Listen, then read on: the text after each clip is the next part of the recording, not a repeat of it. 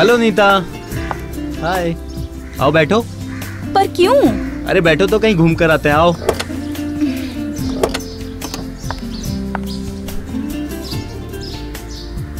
लेकिन कहाँ? अरे चलो कहीं घूम कर आते हैं।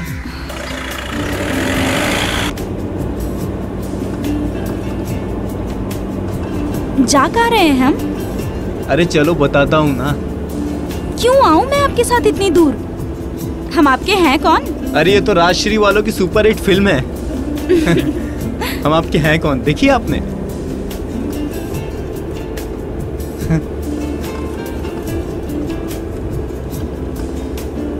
आ जाओ।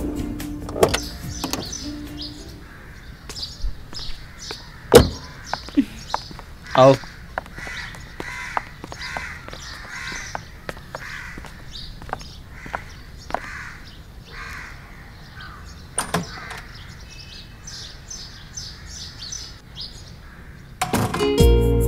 ये किसका घर है? अरे अपना ही समझिए। और दरवाजा क्यों बंद किया है? आपसे प्यार करने के लिए।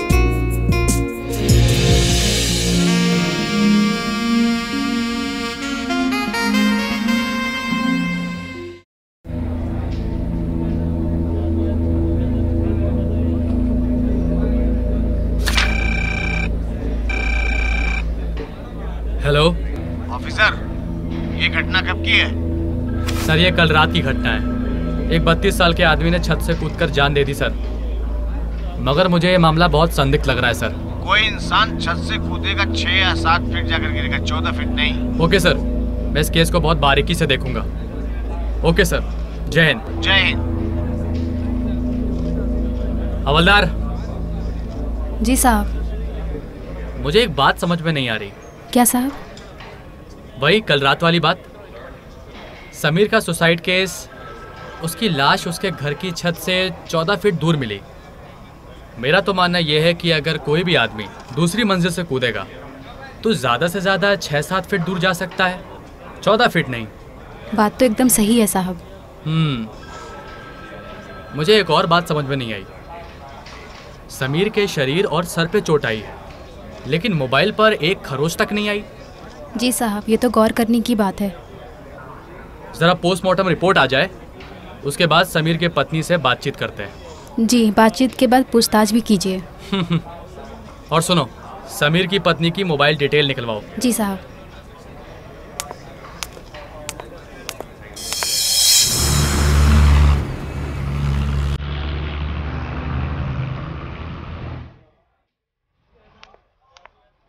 ये लीजिए कॉल डिटेल।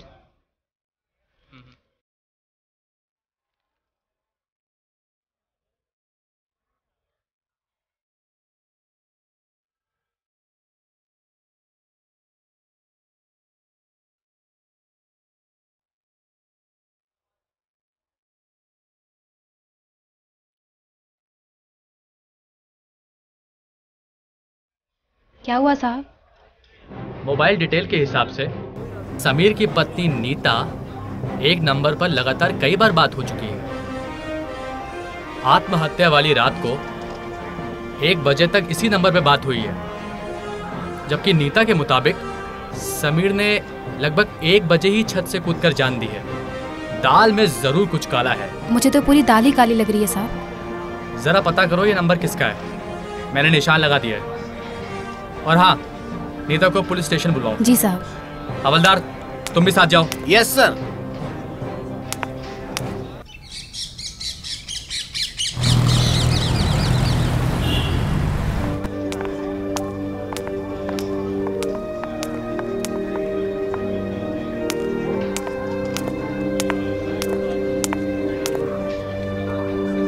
साहब नहीं आए? आ रहे हैं।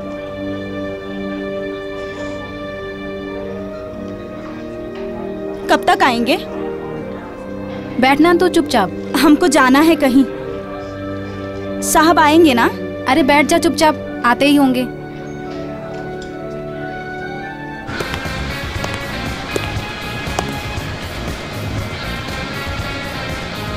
क्या नाम बताया आपने?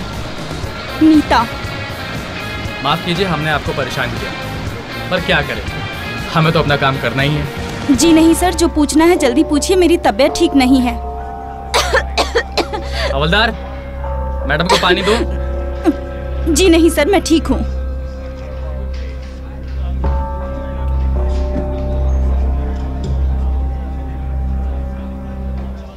अच्छा ये बताइए, वाशु से आपका क्या रिश्ता है? जी सर। क्या लगता है वाशु आपका?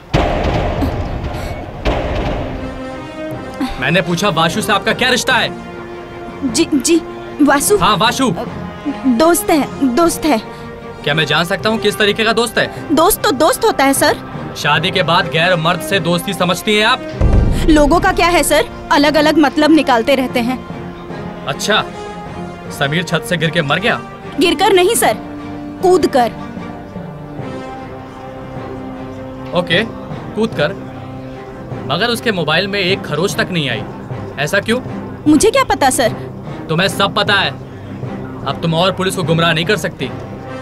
आप कहना क्या चाहते हैं सर? यही कि आपकी लगातार वाशु से बात होती रही है। आपके मुताबिक समीर ने छत से कूदकर करीब 1 बजे जान दी और उसी समय आप 1 बजे वाशु से बात कर रही थी। तुम्हारा खेल खत्म हो गया है। अब शराफत इसी में है कि तुम सब कुछ सच सच उगल दो, वरना हमें और भी तरीके आते हैं सच उगलवाने के। सारी कहानी हम वाशु से भी सुन सकते हैं। वाशु कहीं भी होगा, हम उसे उठवा लेंगे। मगर मैं चाहता हूं कि इस कलयुग की कहानी तुम अपने मुंह से बताओ। बताओगी या कुछ और तरीका अपनाऊं मैं? मेरे पति समीर सरकारी विभाग में पटवारी थे और हम दोनों में जरा भी नहीं बनती थी। समीर, सुनो ना। हाँ बोलो। सुनो ना। नीता, आज मैं बहुत थक गया हूँ, मुझे नींद आ रही है। तुम रोज ही थक जाते हो, इसमें कौन सी नई बात है? हाँ, जब तुम्हें काम करना पड़ेगा तब एहसास होगा कि मेहनत कैसी होती है। हाँ, मैं तो पूरे दिन आराम करती हूँ। रात को जितनी ही देर से सो, सुबह सबसे पहले मुझे ही उठना पड़ता है। फिर उसके बाद बच्चों को तैयार करना, उनका लंच पैक करना, स्कूल छोड़ के आना, फिर तुम्हें तैयार करना, तुम्हारा लंच पैक करना। मेरे हाथों में क्या मशीन लगी है? ज्यादा मत बोल।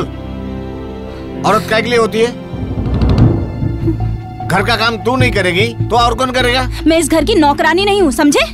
तू क्या चाहती है मैं अच्छे से जानता हूँ। 2 बच्चों की माँ बन गई है, लेकिन अभी तक आग ठंडी नहीं हुई है। हाँ, मेरी आग शांत नहीं हुई, पर तुम अभी से ठंडे पड़ गए। ज्यादा रंडी रोना किया ना तो लातों लात से मारूंगा। इन बच्चों को जैसे मैं चुप हूँ, किसी दिन बेड से नंगा करके मारूंगा। अब आवाज आए ना तो देख लेना।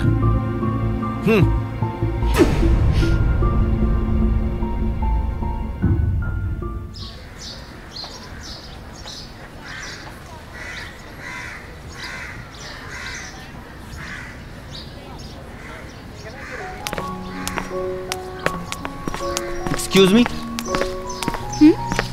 हाँ जी। शायद आपकी बाली गिर गई। मेरी बाली? हाँ। माफ कीजिएगा, मैं इस तरीके की बाली नहीं पहनती।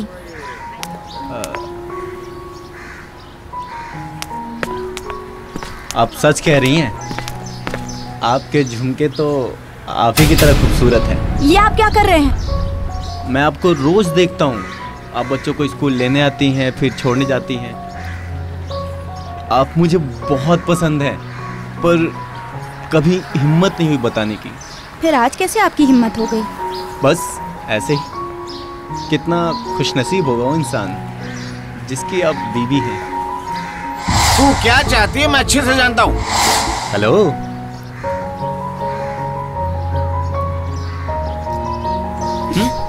कहाँ खो गई आप? अब आप जाइए, मुझे घर जाना है। ठीक है, लेकिन कल फिर यहीं मैं आपका इंतजार करूंगा। क्यों? क्योंकि मुझे आपसे प्यार हो गया है और मैं आपसे प्यार करना चाहता हूँ। अरे नाम तो बता दीजिए। नीता। मैं वासु।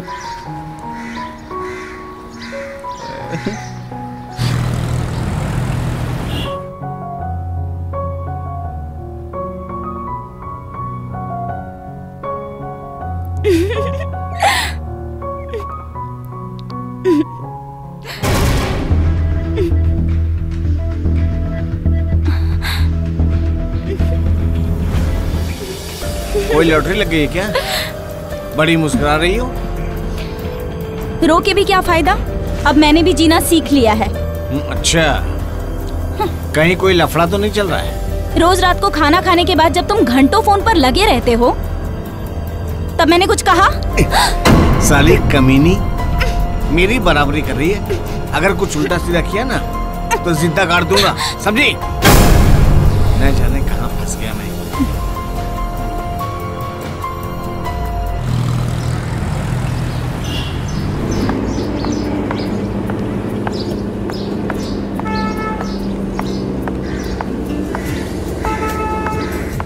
हेलो नीता। हाय, आओ बैठो। पर क्यों? अरे बैठो तो कहीं घूम कर आते हैं, आओ।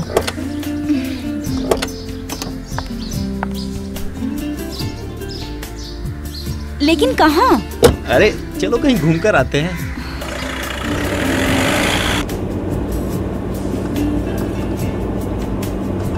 जा कहाँ रहे हैं हम? अरे चलो बताता हूँ ना। क्यों आऊँ मैं आपके साथ इतनी दूर? हम आपके हैं कौन? अरे ये तो राजश्री वालों की सुपर हिट फिल्म है। हम आपके हैं कौन, देखी आपने?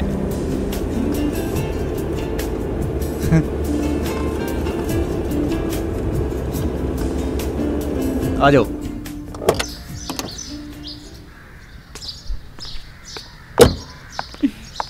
आओ।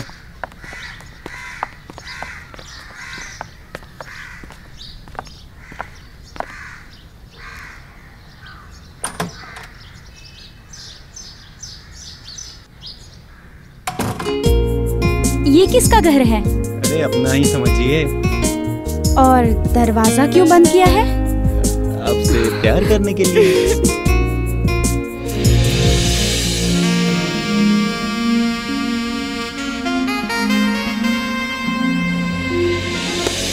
नमस्कार, आदाब, सत श्री अकाल। मैं हूं मोहित शर्मा और आप देख रहे हैं डायल 900। मैं इसलिए थोड़ी देरी से आपके सामने आया कि मैं चाहता था कहानी आपकी पकड़ में आ जाए। यह सच्ची कहानी सतना के कुलगांवा गांव की है। गीता और समीर की आपस में पटती नहीं थी, जबकि वो दोनों पति पत्नी थे। और इधर नीता की जिंदगी में वासु नाम का एक शख्स आ गया था। इसी का नाम है अवैध संबंध।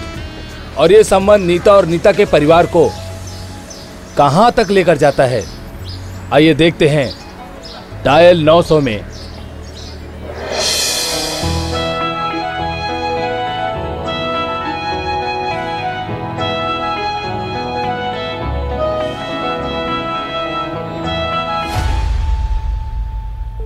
ये क्या तरीका लेटने का? बेशर्मी की हद होती है। अब तुम्हारे आगे भी पर्दा करूं क्या?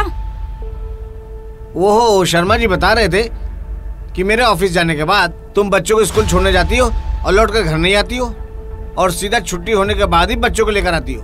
क्या ये बात सच है? वर्मा जी की आदतें भी औरतों वाली हैं, दूसरों के घर में झांकते रहते हैं। वर्मा जी हमारे मकान मालिक हैं। वो हमारा और हमारे बच्चों का कितना ख्याल रखते हैं, और तुम उनके बारे में ऐसा कह रही हो?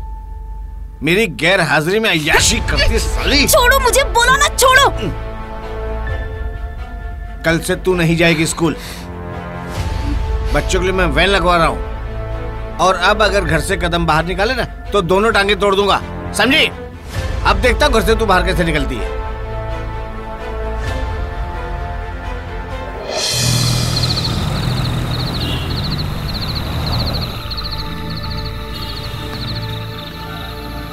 आज तुम पूरे 2 हफ्ते बाद मिलने आ रही हो।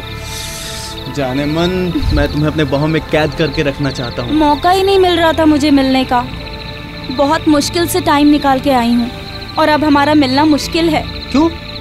समीर ने बच्चों की स्कूल वैन लगवा दी है। वो तो शुक्र है आज मैंने उन्हें बड़े साहब से बात करते हुए सुन लिया कि वो आज गांव में वसूली करने जाएंगे। समीर के रहते हुए हमारा मिलना मुश्किल है। तो क्या तुम मुझसे शादी करोगे? ये भी कोई पूछने की बात है? तो खत्म कर दो समीर को, या मुझे भूल जाओ। ठीक है, ठीक है, लेकिन उसे रास्ते से हटाए कैसे? सोचने दो थोड़ा। इसमें सोचना क्या है? मैं तुम्हें रास्ता बताऊंगी। बच्चों को समीर के पिता के यहाँ छोड़ आएंगे।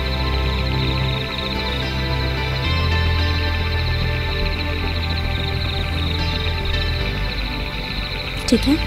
एक्सीलेंट।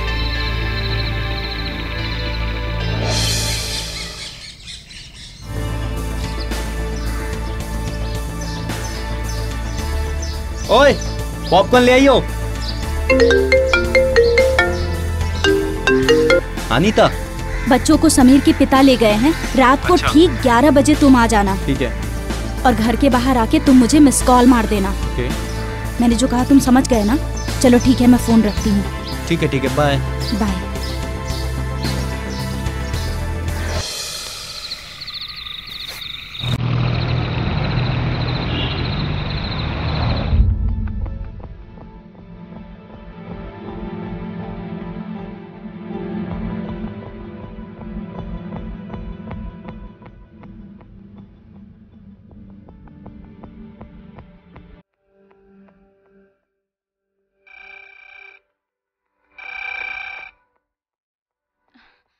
हेलो वासु। अनीता, मैं बाहर खड़ा हूँ, दरवाजा खोलो।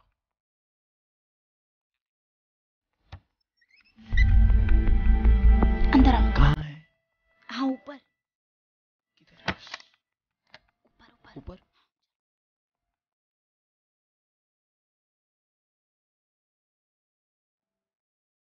आओ ना।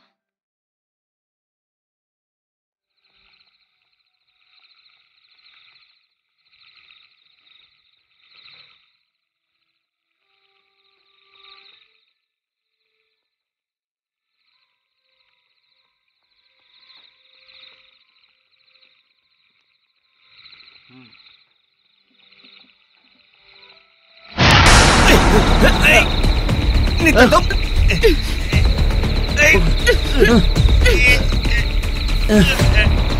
छोड़ो। नहीं नीता।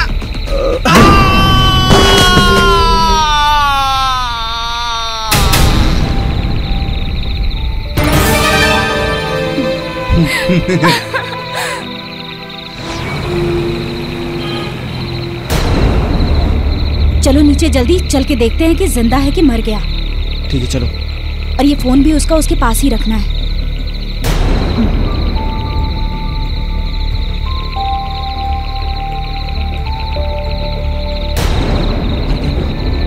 चलो, अपना रास्ता साफ हो गया। वासु तुम जाओ यहाँ से।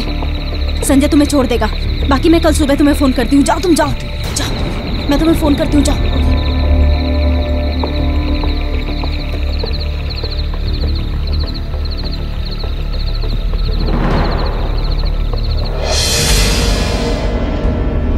बस इंस्पेक्टर साहब।